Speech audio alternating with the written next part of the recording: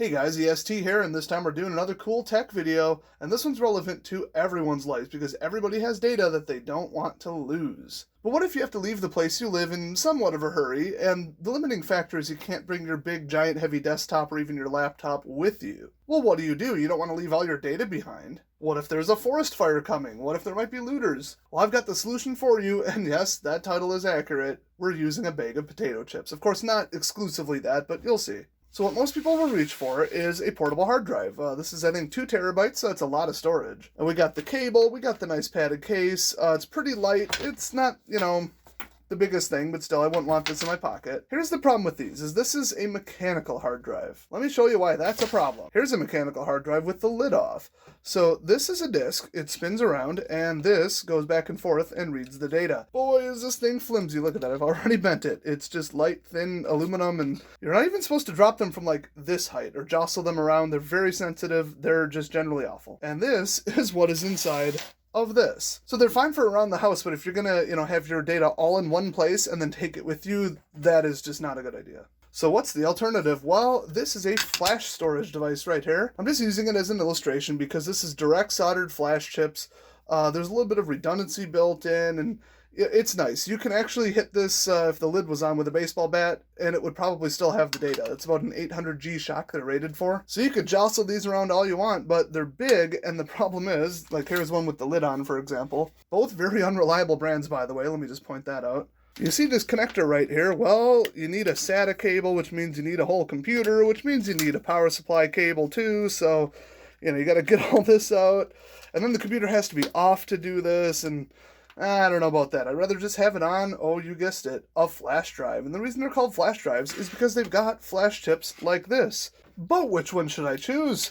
There's all kinds of different models out there. Well, this is kind of a lineup of what not to choose. This was a free giveaway at a booth at some vendor thing. It's ancient, and as you can see by the color, this is not a blue 3.0 USB device. I'll get into what that means later. So that one's out, not enough capacity, too slow, unbranded, unreliable, dirt cheap. It's gonna fail.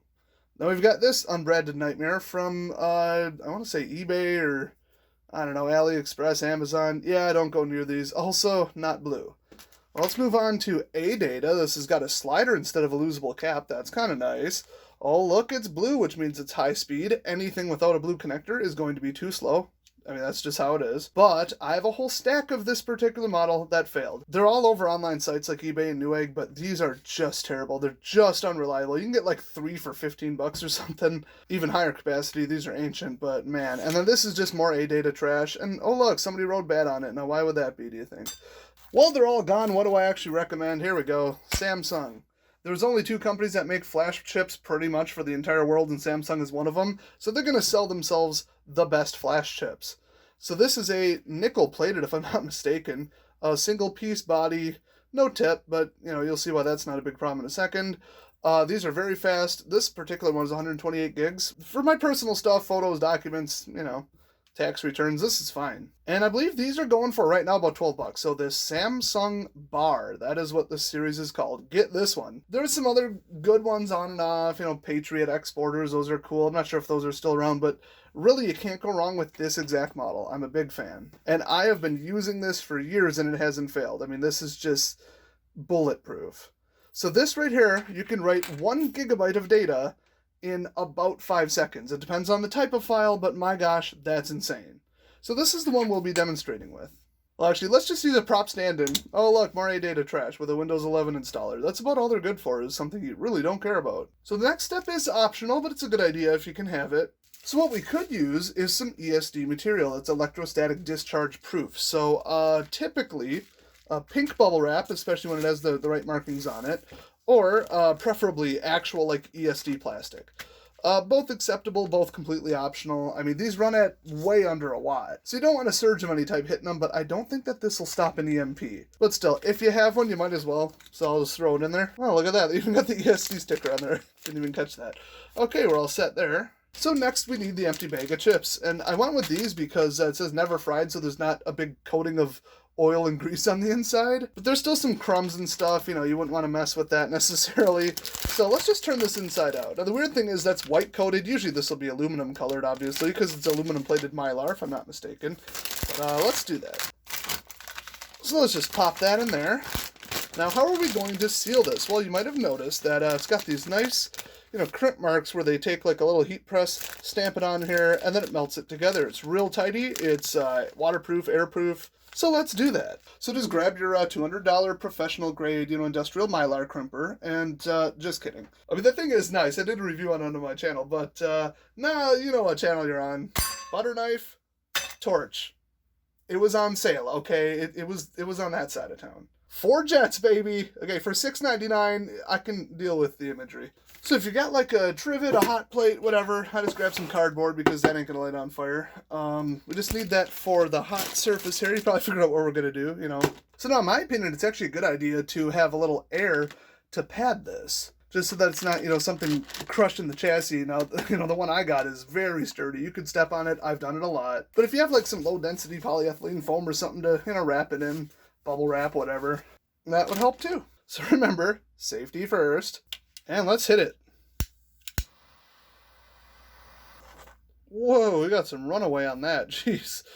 Maybe it's not worth $6.99. Okay, well, the only way to tell if it's hot enough is 1, if it's glowing red, it's too hot. And 2, just see if it seals it. Oh, okay, we went right through her. Holy cow. Jeez.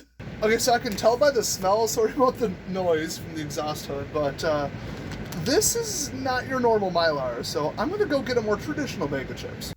Well, unsurprisingly, I don't have another bag of chips in the house, so we're just going to take these liquid IVs and chuck them and use this. So this is more like, what you would see here, Okay, I might get it a little less hot this time.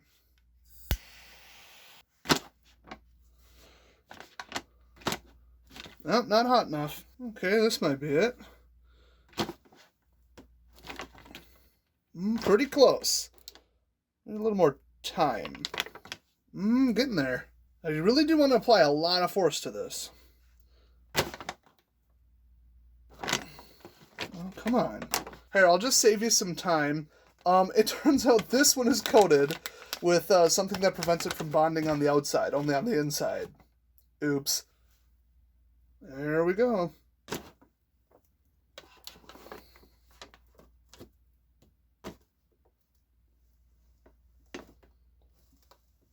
Oh yeah, we're getting a good seal now. Look at that.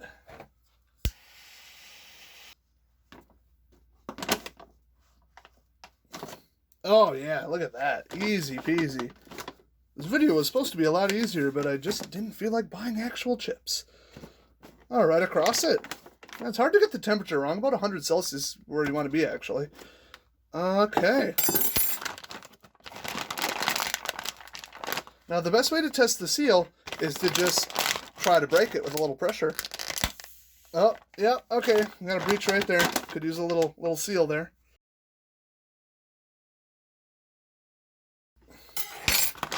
Okay, it ain't pretty, but that should hold. Oh yeah, I'm putting a lot of weight on that. That is airtight and watertight right there. Would have been easier if I would have actually used a bag of chips. I should mention that it's not a terrible idea to do this outside because of the fumes coming off of it. So obviously you could use a smaller bag than this, smallest bag of chips you can get, really. And if you're having trouble getting the outside to melt, then you'll probably have to get the inside to do it, which means just try to wash it out, or yeah, you get some grease and salt, but it won't touch the actual drive if you can effectively waterproof it on the inside. So imagine this, but half the size. You just throw it in your backpack, throw it in your pocket, and now you've got waterproof, shockproof, drop-proof copy of your data. Now, as far as actually copying your data onto it, I mean, that could be the whole video. You could find all kinds of different tutorials on the internet, so I'm not going to rehash that. But basically, you can just plug it in. You'll see the drive show up in the File Explorer / My Computer, depending upon how old your computer is. Make sure you're plugged into the blue port on your computer, because that's the high-speed port. It's a high-speed device. And then really you just drag and drop. So, I mean, in most versions of Windows, it's the C drive, and then users, and then your username, and then your desktop, your pictures, your music. It's all sitting right there in nice little library folders. And then you just drag them onto the flash drive and wait for them to get done copying. And on a roughly 200 meg per second drive, that will not take long in all likelihood. So that's the quick, dirty, and cheap way to get portable, weatherproof, shockproof, reliable storage of your data in case of an emergency. If you liked the video, check out the rest of our cool videos on this channel, leave a like, and I'll see you guys next time.